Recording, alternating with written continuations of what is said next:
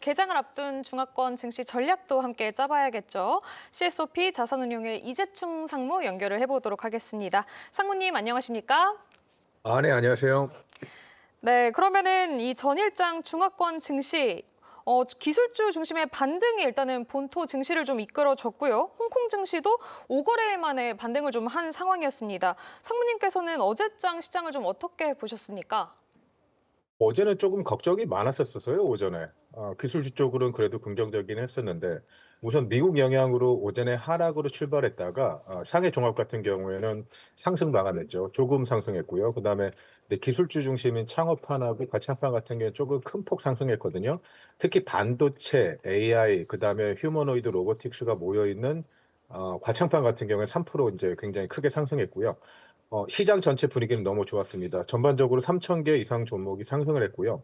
제가 봤을 때는 크게 두 가지 이유라고 보고 있는데, 우선 첫 번째는 그 중국 국무원이 오전에 브리핑을 통해 가지고 중국의 정보 기술 발전 상황, 성과에 대해서 뭐 5G 보급 성과라든가, 그리고 이제 공업정보화부가 AI 관련해서 스마트 팩토리 보급률이 70% 이상이다. 뭐 이런 것들로 AI 테마, 첨단 산업 발전, 향후 중국 정책 지원이 계속적으로 어떻게 이루어질지 보일 수 있는 테마였고요.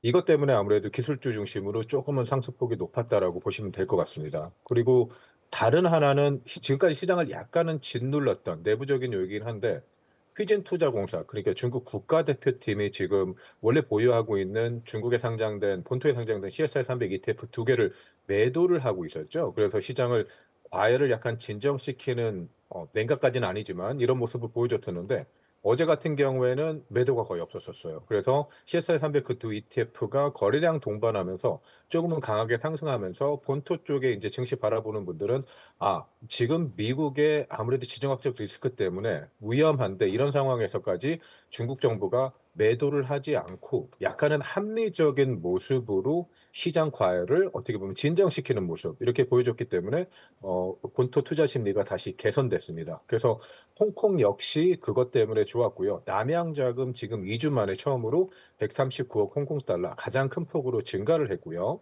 여기에 덧붙여 가지고 아까 말씀드린 과창판도 오르긴 했지만, 항생테크 지수, 특히 바이두가 3.29% 올랐거든요. 그래서 4분기 매출이 전분기 대비 다시 한번 성장할 것이다. 그렇다는 얘기는 바이두뿐만 아니라 다른 인터넷 기업들도 실적 상승에 대한 기대감이 커지고 있죠. 그래서 항생테크 지수 어제 1% 이상 상승했고요. 지금 전반적으로 바라봤을 때 투자자들이 이제 지금까지 계속된 무역 마찰, 그리고 중국이 지정학적 리스크에 대한 그 리스크, 이거 후 내부적으로 충격 흡수 능력이 굉장히 개선됐다는 점에서 위안화 자산을 찾고 있는 것 같습니다. 그래서 광범위한 지수들은 소폭 상승했고요. 대형 A주 ETF에서 특히 기술주 정도로 굉장히 거래가 활발히 이루어지면서 상승을 했습니다. 네, 중국 국무원 발표에 따른 수혜로 인해서 이 반도체 칩, AI, 로보틱스 섹터가 이 상승부를 키면서 과창판 스타 50 지수가 급등을 주도했다는 부분이 조금 주목을 해볼 만한 것 같습니다. 그렇다면 추가 랠리를 좀 기대를 해봐도 될까요? 이러한 부분들에 따른 전략도 좀 궁금합니다. 저는 외부적인 요인, 그리고 내부적으로 CSI 300 매도, 이런 것들 이유가 해소되면서 제 생각에 가장 지금까지 이런 악재들이 있었음에도 불구하고 상승했던 게 과창판 지수거든요. 거기 이제 반도체 전반적으로 4.4% 상승했고, 로보틱스 종목도 전반적으로 상승을 보였고요. 그래서 AI 칩 제조업체들, 뭐 하이건 정보기술이라든가 몬타지라든가 고품질 반도체 개발 추진에 따라서 중국 내 이제 국내 메모리 칩 업체들, 그다음에 로직 칩 제조업체들이 상승으로 이루어졌고요. 그다음에 2025년 뭐 감속기라든가 산업용 로봇, 서비스 로봇 등 전년 대비 생산량이 각각 63%, 28%, 그리고 20% 굉장히 큰 폭으로 상승을 했거든요. 그래서 스타 50 지수, 사실 어떤 종목들을 바라보실 때 소형주나 아니면은 미드캡 정도 종목들은 그 실적이나 이런 것들이 어떻게 보면 구분하기 되게 판단하기가 힘든 상황에서 ETF로 스타 50 지수로 접근하는 것도 굉장히 좋은 방법이라고 생각을 하고 있고요. 왜냐하면 반도체라든가 AI, 로보틱스, 이것들을 아우르고 있는 가장 큰 대표 기술 지수가 저는 스타 50이라고 생각하고 있고요. 물론 차이넥스도 괜찮긴 하지만 지금 현 단계에선 중국 정부가 지원하고 있는 섹터, 휴머노이드, 그다음에 AI, 그리고 반도체, 소프트웨어, 하드웨어, 이쪽을 할 때는 굉장히 향후 제 생각에는 더 좋을 거라 생각하고 있고요. 지금 제가 자료를 하나 봤는데 오늘 아침에 국내 투자자들이 어떻게 보면 굉장히 발빨라요. 왜냐하면 한국 예탁원 데이터를 보면 이게 세틀먼트 베이스니까 한 이틀 정도 느리거든요. 근데 이미 3-4일 전부터 지속적으로 홍콩에 있는 화왕 반도체라든가 아니면 바이두라든가 그리고 호라이즌 로보트라든가 로보틱 업체 위주로 계속 매수를 많이 했고요. 그다음에 뭐 저희 이제 CSOP 그 SK 하이닉스 2배짜리 삼성 2배짜리가 계속 상위에 포진돼 있었는데 최근에는 상위 5위 정도. 그래서 계속 그 반도체 업종 쪽으로 매수가 지속되고 있다. 한국 투자자들이 굉장히 발빠르게 움직이겠다라고 생각하시면 될 것 같습니다. 반도체 매수 계속해서 들어온다고 말씀을 해주시면서 스타 50 지수에 대한 긍정적인 전망을 전해주셨습니다.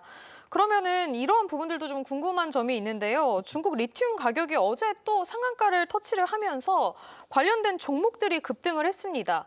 수주 폭등에 따른 추가 상승도 주목을 할 필요가 있다고 하는데 이런 부분들은 좀 어떻게 보십니까?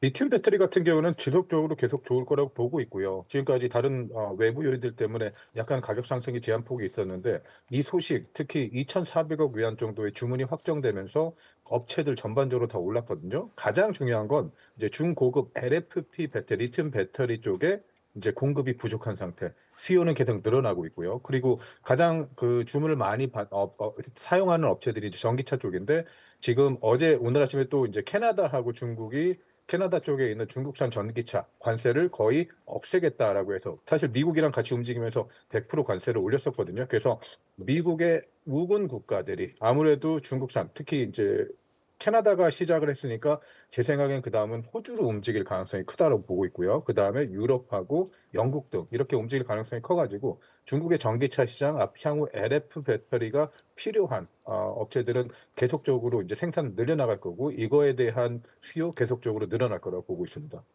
그러면은 마지막으로 오늘도 중화권 증시 개장이 이제 얼마 남지 않았는데요. 오늘장 전략도 궁금합니다.